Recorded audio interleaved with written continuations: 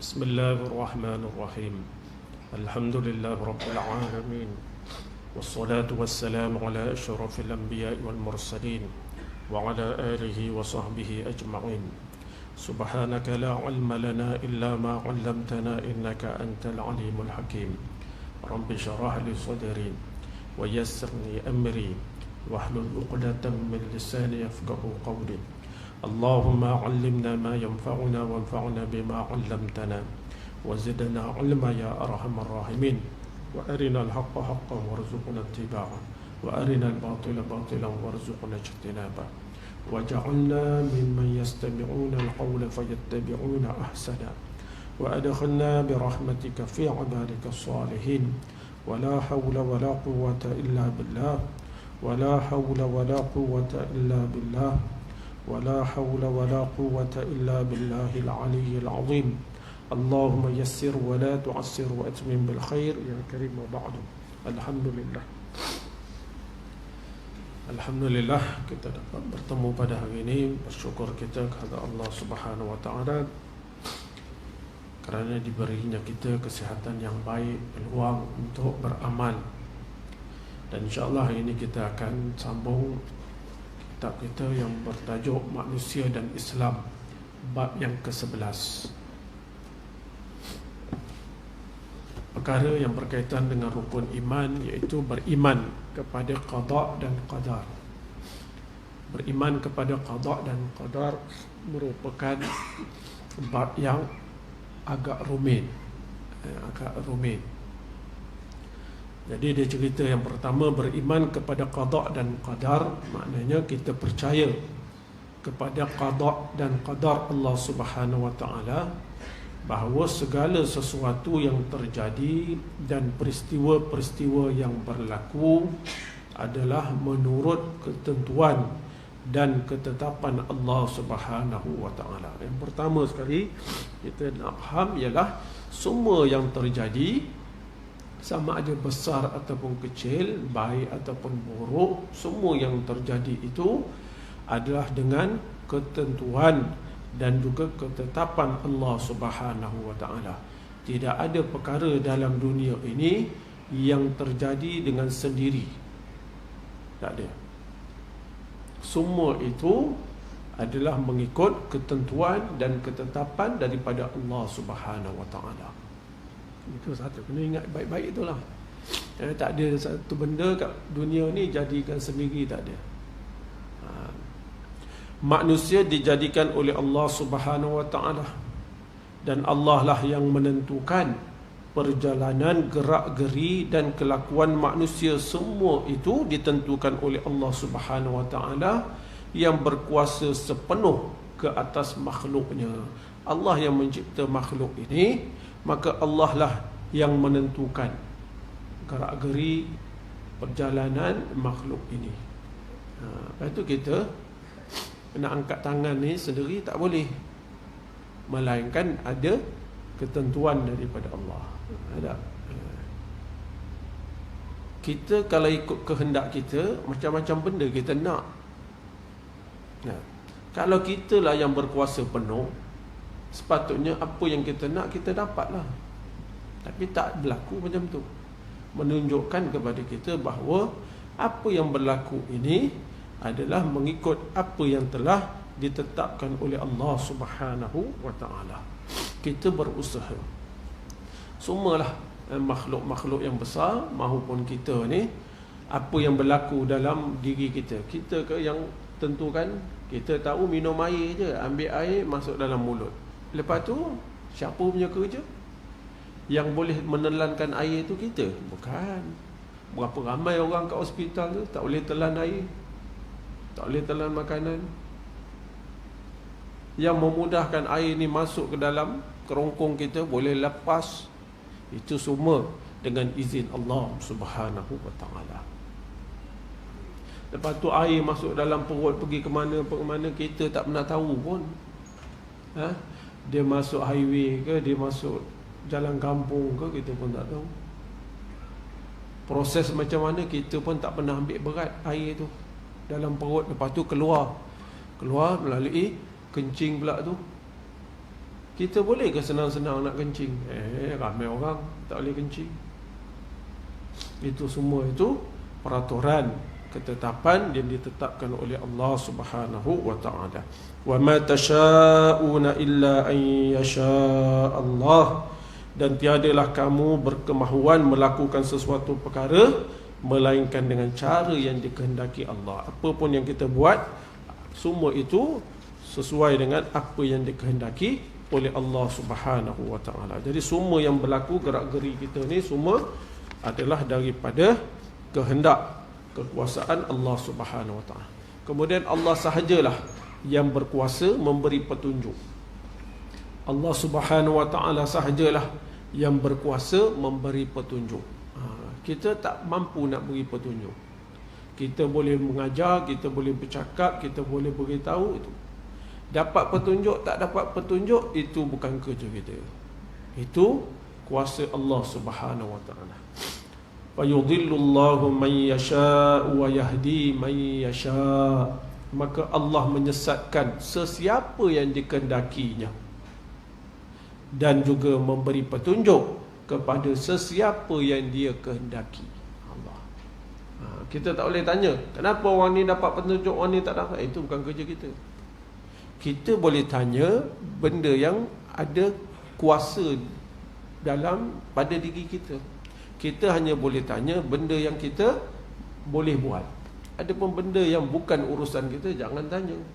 Kenapa macam ni? Apa hal dengan kamu? Kamu yang nak tanya, kamu siapa? Gitu. Allah beri petunjuk, Allah sesatkan seseorang itu semuanya dengan hikmah, dengan kebijaksanaan Allah Subhanahu wa taala dan juga kehendaknya. Sungguh pun Allah Subhanahu wa taala menentukan kebaikan dan keburukan manusia,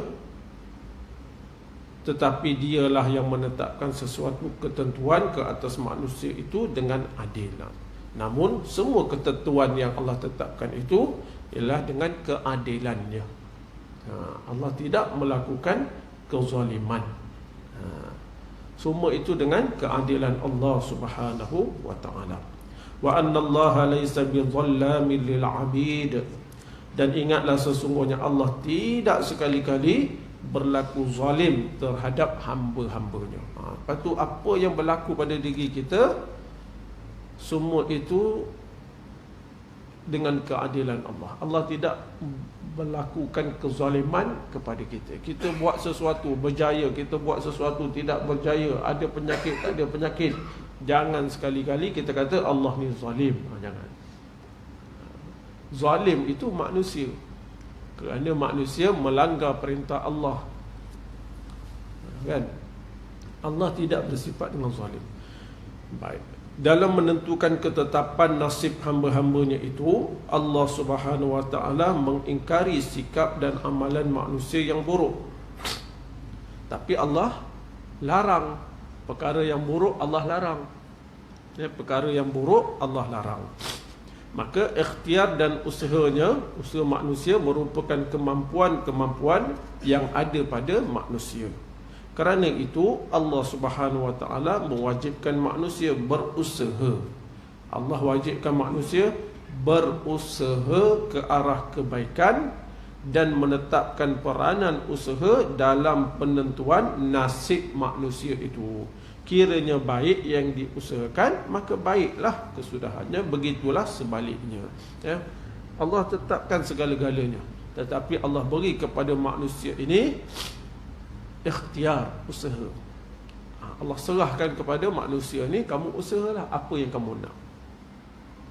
Maka kita wajib berusaha untuk kebaikan, wajib berusaha mengelak keburukan. Dengan usaha itulah, dengan sebab usaha itulah kita diberi pahala dan juga dosa. Bila usaha tu kita dah lakukan, ada usaha tu pun daripada pertolongan Allah, daripada kuasa Allah, takdir Allah. Selepas usaha, itu semua serah kepada Allah Subhanahu wa taala. Makna semua ini adalah mengikut ketentuan daripada Allah Subhanahu wa taala. Allah beri kita akal, beri kita kuasa untuk menentukan sesuatu perkara. Kita ikhtiar usaha. Innallaha la yughayyiru ma biqaumin hatta yughayyiru ma bi anfusihim. Sesungguhnya Allah tidak mengubah apa-apa yang ada pada sesuatu kaum sehinggalah mereka, kaum itu, mengubah apa yang ada pada diri mereka sendiri. Kalau kita sakit, kita usaha hilangkan sakit. Kalau kita lapar, kita usaha pergi cari makanan. Dahaga, usaha minum. Kalau kita nak lulus peksa, inilah ikut hukum biasa lah, hukum adat biasa. Kalau nak lulus peksa, kena belajar usaha. Kalau tak usaha, tak adalah apa-apa. Gitu. Dengan itu, percaya kepada qada dan qadar bermakna percaya bahawa penentuan Allah Subhanahu Wa Taala itu secara adil. Satu, kita kena ingat, apa yang Allah tentukan itu semuanya dengan keadilan. Dan apa yang Allah tentukan itu yang berlaku kepada kita dan sekitar kita ni adalah bersesuaian dengan kehendak Allah kepada manusia. Sesuai dengan kehendak Allah. Adapun manusia diberi hak berusaha dan berikhtiar. Adapun manusia, bukan kepada manusia ni, adapun manusia diberi hak berusaha dan berikhtiar.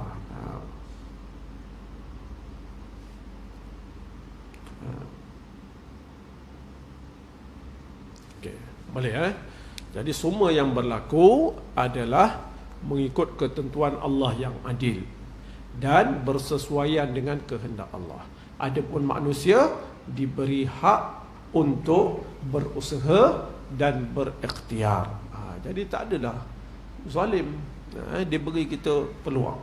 Dengan kata lain, Allah menentukan, iaitu Allah menentukan segala-galanya dengan peraturan-peraturan yang ditetapkan oleh Allah. Allah lah yang menentukan segala-galanya dengan peraturan yang Allah telah tetapkan. Peraturan-peraturan yang bersesuaian dengan kehendak Allah untuk menjadikan manusia itu makhluk yang bertanggungjawab dan dapat dipersoalkan amalan mereka di dunia dan dapat dibalas di akhirat menurut sebagaimana kehendak Allah Subhanahu Wa Taala. Pasal tu manusia ini dia bertanggungjawab dengan perbuatan dia. Sebab dia yang usaha, dia yang buat benda tu. Dia yang cari jalan itu. Tak boleh seorang kata dia dah bunuh orang, bukan saya nak bunuh, dah kehendak Allah. Memang kehendak Allah. Kamu yang usaha, kamu yang melakukan, maka kamulah yang bersalah. Baik, kekeliruan sekitar kepercayaan qada dan qadar.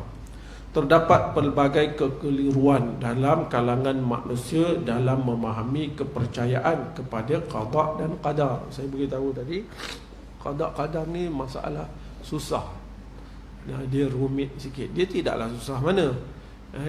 Tapi kalau kita pergi detail-detail, dia jadi rumit. Justru ada kekeliruan ini patut dinyatakan di sini beberapa kekeliruan tersebut dan jawapan mengenainya. Jadi disebabkan ada kekeliruan yang berkaitan dengan qada dan qadar ini, maka dibawalah beberapa jenis kekeliruan di kalangan manusia dan jawapan-jawapannya. Sebab apa berlaku kekeliruan ini? Pertama, kerana kejahilan. Dan yang kedua, ada sebab-sebab lain kenapa berlakunya kekeliruan ini.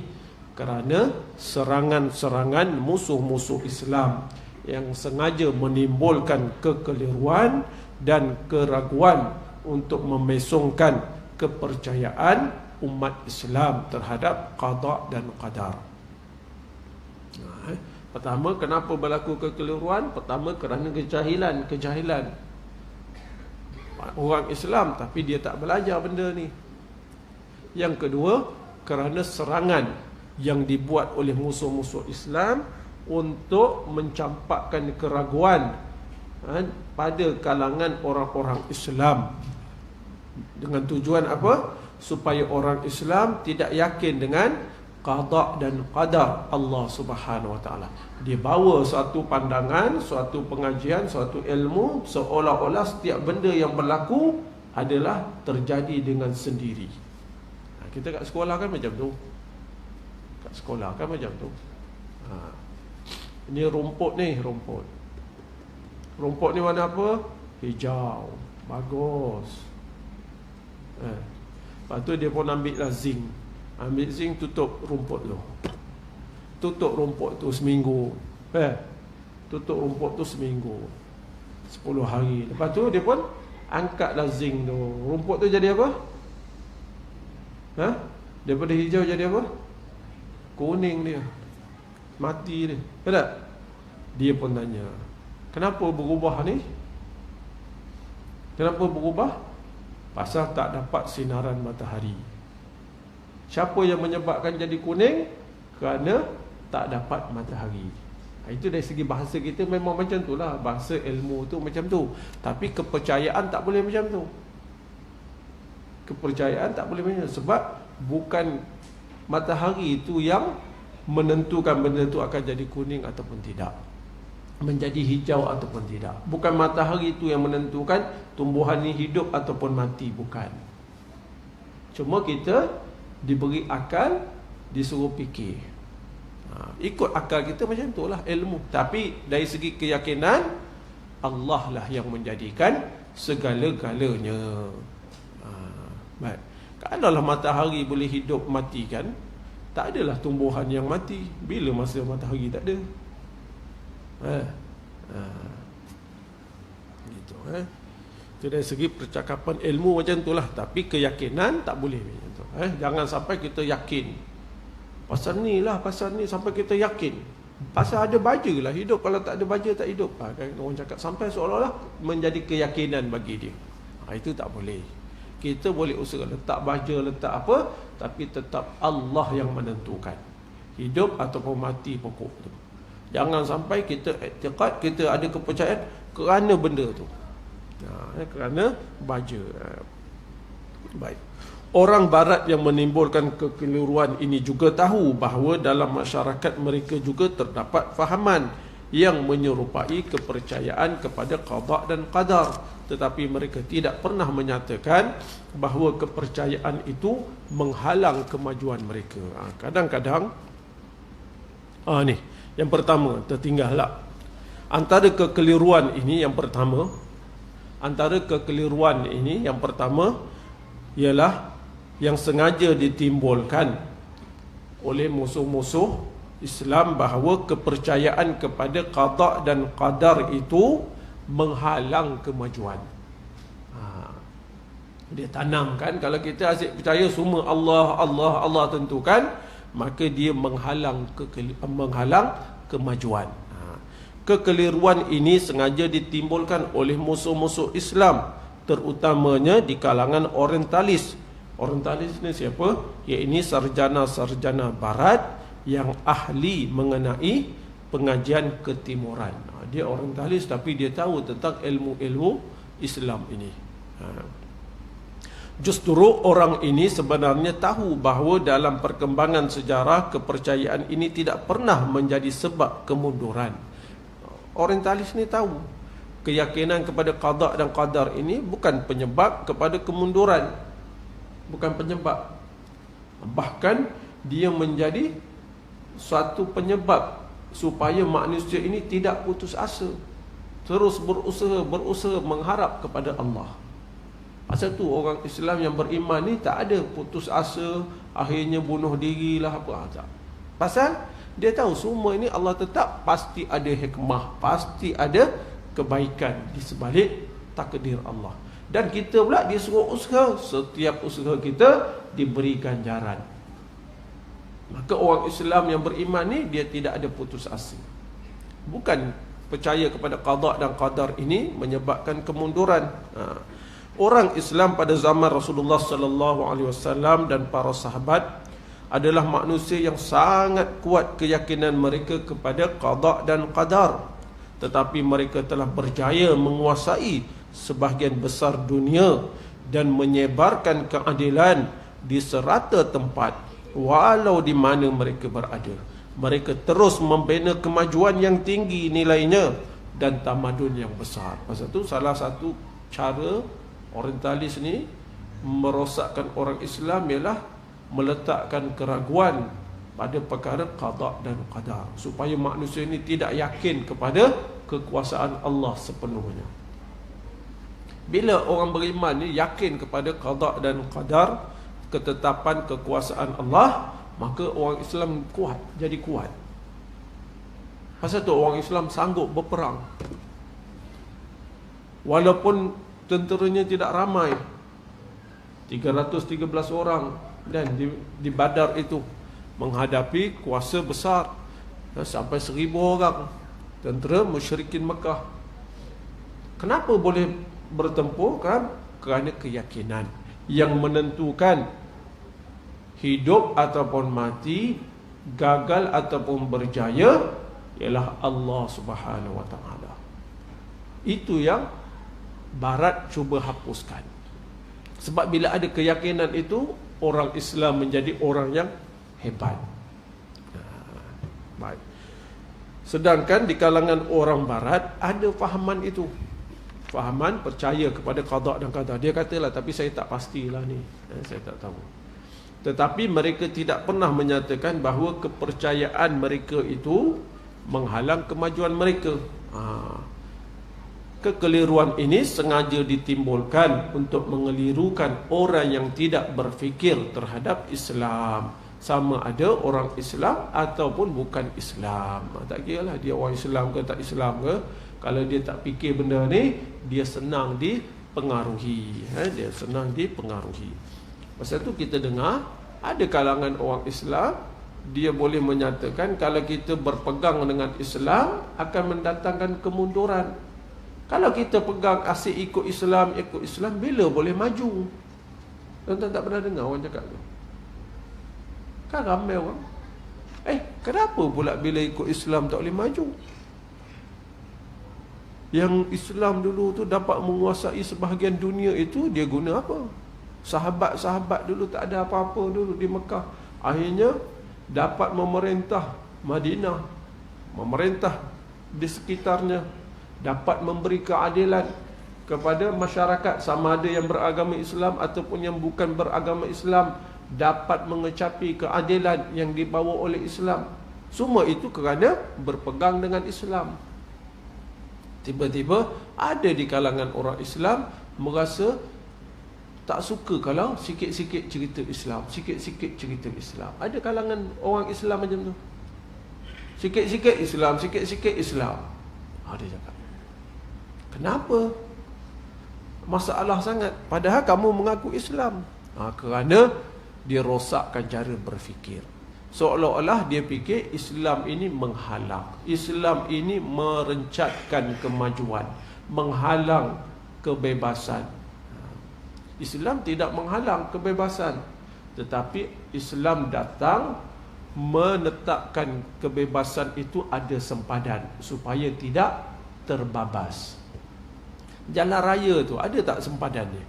Yang ni yang kamu boleh jalan, dua lain ni, yang ni sempadan ni, jangan langgar. Pasal apa ada? Dia mengganggu ke kita jalan raya ni? Ikut suka saya lah, kereta saya nak bawa ke depan ke belakang ke, ikut saya boleh? Boleh macam tu? Mana boleh? Kamu bebas bawa kereta, tapi ada sempadan dia untuk menjaga kemaslahatan orang ramai. Macam itulah Islam ni. Bukan dia menghalang, tetapi dia menjaga supaya kita tidak terbabas. Baik. Yang kedua, kekeliruan pertama menghalang kemajuan. Habis. Kekeliruan yang kedua disebut timbul daripada salah faham mereka mengenai kepercayaan qada dan qadar ini, iaitu kepercayaan Jabariyah yang beranggapan bahawa ini kalangan orang Islam ni lah. Ada orang Islam, di kalangan orang Islam, dia mempercayai tentang kepercayaan yang Jabariyah dipanggil, golongan Jabariyah. yang beranggapan bahawa manusia ini tidak perlu usaha dan ikhtiar. Tak perlu berusaha, tak perlu berikhtiar. Pasal apa?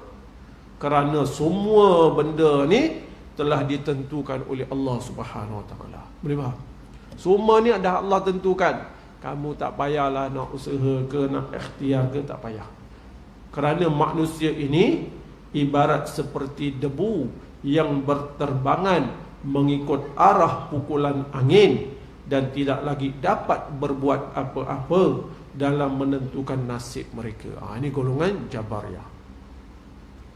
Dia kata kita ni telah ditentukan. Kita pasti akan buat macam ni, pasti akan buat macam apa. Maka tak payah usaha. Tak payah usaha. Ini pun sesat. Ini pun salah. Aliran seperti ini semata-mata kerana tidak menyedari bahawa kepercayaan kepada qada dan qadar yang ditetapkan oleh Islam tidaklah seperti yang dijelaskan itu. Bukan makna habis terpaksa semua kita ni. Tidak. Allah Subhanahu Wa Taala tidaklah seperti yang dijelaskan itu, iaitu Allah Subhanahu Wa Taala memberikan daya berikhtiar dan berusaha kepada manusia. Kita tidak dipaksa semua, tak ada. Kita diberi daya untuk berikhtiar dan juga berusaha, seperti yang dapat dilihat daripada pengalaman manusia. Macam kita lah, kita memang selalu berusaha.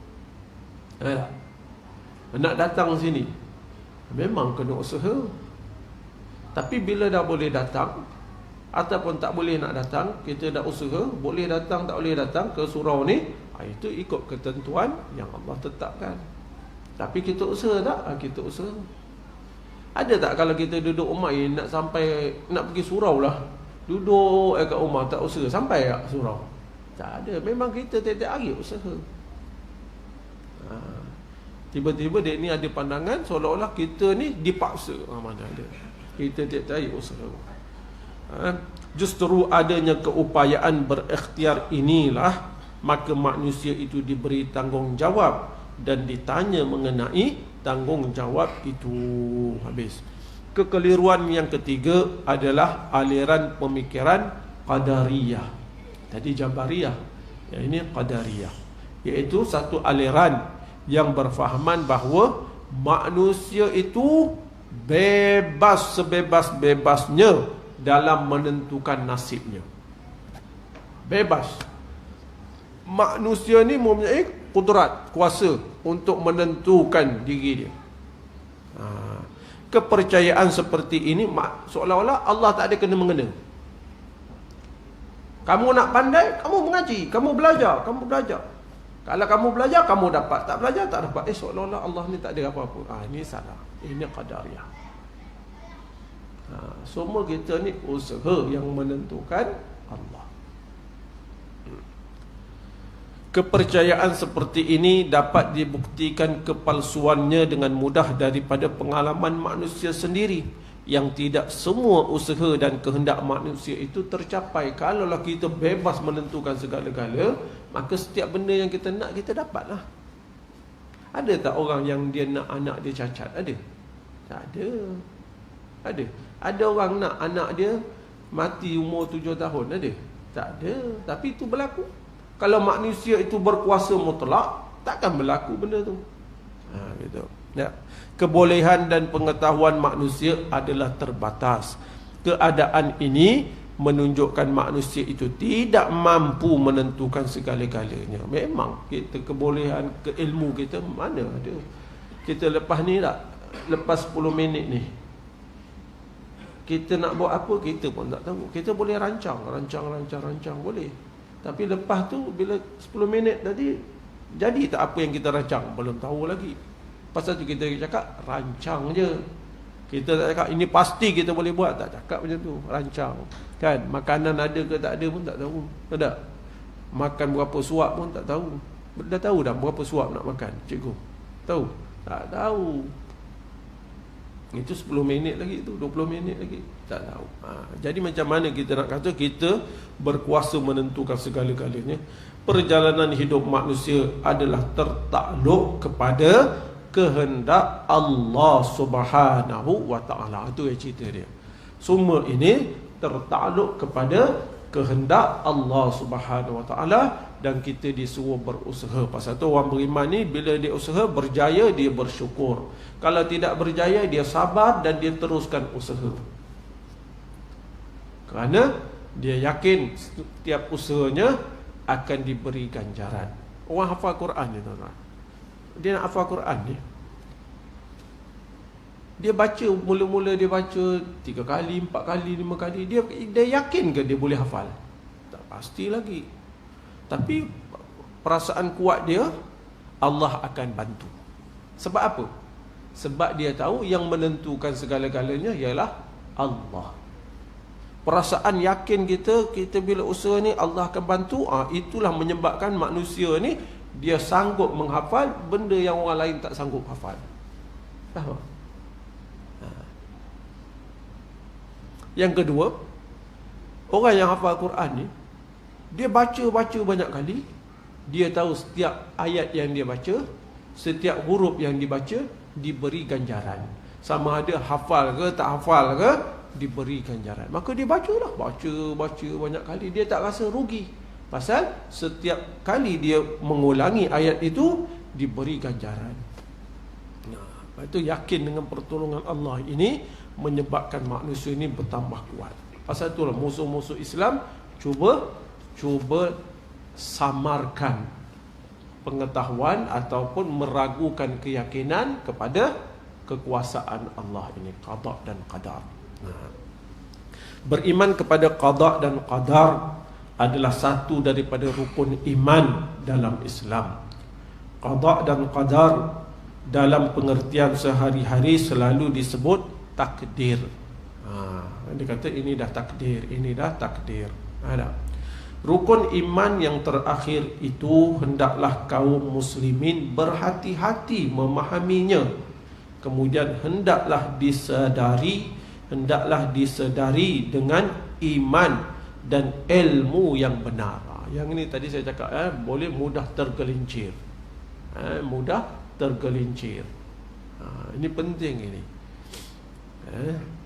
Ada orang ni lah, dia dah lah tak reti lah, dia tak belajar, tiba-tiba dia suka dengan agama ni. Dia memang Islam, maka dia pun semayang. Dia sukalah semayang. Waktu semayang dia semayang, tapi dia tak nak belajar. Waktu semayang dia semayang, waktu semayang dia semayang. Belajar tak nak. Ini waktu saya muda-muda dulu lah. Saya muda-muda dulu rajin argue dengan orang ni, berdebat ni. Tapi sekarang malas lah. Saya berdebat dengan orang ni waktu umur saya belasan tahun, 13 tahun, 14 tahun, dah berdebat dengan orang dewasa ni. Maknanya kalau cakap sikit tu saya dah tahu pergi mana dia ni. Ada seorang ni sampai kat warung, dia naik motor, dia pun datang kat saya. Kan? Dia datang kat saya, dia nak ceritalah pasal ni lah, pasal tu. Tapi dia biarkan kunci motor dia dekat motor tu. Saya tanya dia. Dia cakap semua ni Allah, semua ni Allah. Betul lah. Kan, semua ni Allah. Memang betul lah. Kalau Allah nak sesuatu, jadikan sesuatu, maka jadilah dia. Betul lah tu. Tapi ingat, jangan sampai jadi Jabariyah. Dia cakap betul, tapi kadang-kadang boleh jatuh Jabariyah Qadariyah ni. Semua ni Allah tentukan, dia kata. Betul lah. Habis saya kata, kenapa motor kamu tu kamu tak nak kunci? Kan? Dia kata kalau Allah dah takdirkan motor tu hilang-hilang, dia kata. Nampak macam bagus kan? Tapi salah. Dia jatuh Jabariyah itu. Kalau Allah takdirkan benda tu tak hilang, tak hilang lah. Saya kata, mana kamu belajar? Nampak macam sedap kan cakap? Seronok lah kita kata, kuatlah iman dia. Salah itu. Kita disuruh usaha. Wajib usaha. Saya cakap, satu hari Nabi SAW datang sahabat bawa unta. Datang nak masuk masjid jumpa Nabi. Nabi kata, kenapa kamu biarkan unta kamu tu Kenapa kamu tak ikat? Dia kata, aku tawakal kepada Allah. Nabi kata, iqilha, ikat dia, kemudian tawakal. Dia tak nak terima juga dia. Pasal dia tak belajar. Itu ilmu ni penting. Dia macam tu juga. Tapi dia, pasal dia tak tahu nak hujah kan, dia tapi tak nak terima. Ini pelik dia nak jahit. Lepas tu tuan-tuan, ilmu qadar ni kena jaga baik-baik. Bila kita cakap berpegang dengan sesuatu, kena jaga. Jangan sampai jadi Jabariyah ataupun Qadariyah.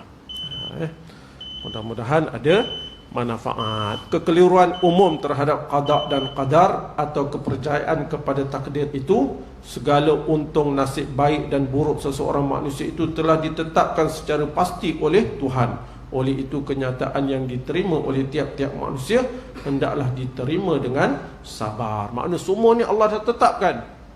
Awak tak payah buat apa-apa. Ini tak boleh. Ini tak boleh. Maka perlulah kita mengaji benda ni baik-baik, tapi jangan terlampau detail sehingga jadi pening kepala. Jangan. Asalkan boleh jaga apa yang kita faham ni supaya sesuai apa yang berlaku mengikut kehendak Allah, dan kita diberi daya usaha untuk ikhtiar dan memilih. Tidak ada paksaan. Disebabkan ada ikhtiar usaha ini, maka seseorang manusia itu bertanggungjawab dengan segala perbuatan yang dilakukan dan diberi ganjaran, pahala ataupun dosa di atas tindakan yang manusia lakukan. Wallahu ta'ala a'lam. Cukup sekadar tu. Kita tangguhkan majlis dengan tasbih kafarah dan surah Al-Asr. Bismillahirrahmanirrahim. Subhanakallahumma wa bihamdik, asyhadu an la ilaha illa anta, astaghfiruka wa atubu ilaik. Bismillahirrahmanirrahim. Wal 'asr. Innal insana lafi khusr illa alladhina amanu wa 'amilus solihat wa tawassaw bil haqq wa tawassaw bis sabr. Assalamu alaikum warahmatullahi wabarakatuh.